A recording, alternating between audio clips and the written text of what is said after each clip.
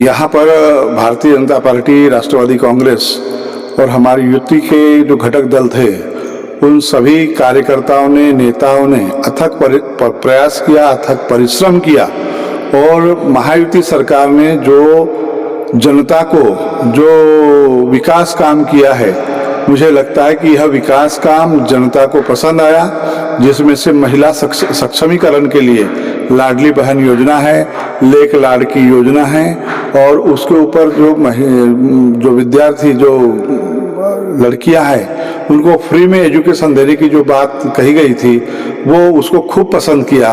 और महायुति के जो घोषणा पत्र है, उसमें किसान सम्मान निधि को 3,000 रुपये बढ़ाना और वृद्धा पेंशन को 15,000 रुपये बढ़ाना और बीज बिल माफ़ करना और कर्ज माफ़ी करना, ये बात किसानों को और जनता को खूब पसंद आई और महायुति के सरकार के कामकाज से जनता खुश नजर आई। इसलिए जनता ने यह 4-0 का रिजल्ट हमको दिया है। हम 4 सीट जीते हैं।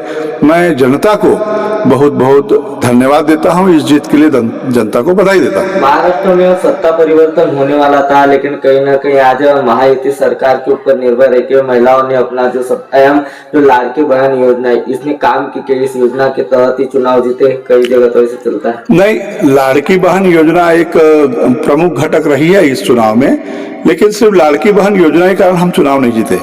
हमने किसानों के लिए जो काम किए उसके लिए भी जीते। अब आप देखिए कि जो बीज बिल माफ किए हैं, बीज बिल पूरा सरकार ने माफ कर दिया और आने वाले 5 साल तक किसानों को 0 बिल आएगा, यानी देना नहीं पड़ेगा। उसकी जो बीज बिल है सरकार भरेगी, क्योंकि किसानों की हालत बहुत खराब थी। और आप देखोगे कि गांव खेड़े में जाकर देखो, किसानों को 1.5 लाख रुपए बिल थे। धान की फसल बराबर होती नहीं थी, वो बीज भर नहीं पाते थे। नतीजा ये होता था, बीज कनेक्शन कटता था।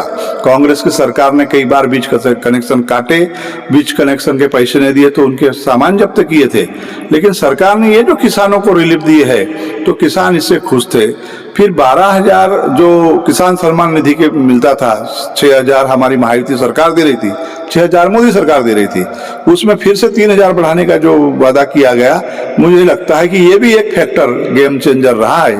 और दूसरा, फिर लाड़का भाव जो लाए थे, आज तक विद्यार्थियों को कोई स्टाइपेंड देता नहीं था, स्कॉलरशिप देता नहीं था, यह सरकार ने वो भी किया।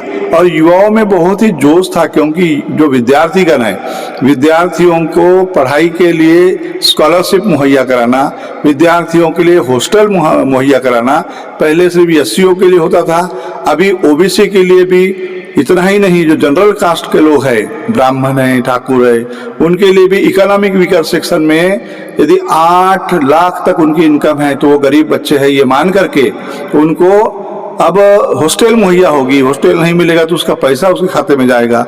यह लाभ दिया है, इसलिए युवा हो, किसान हो, महिला हो, सभी खुश थे। इसलिए इसका ऐसा रिजल्ट दिए हैं।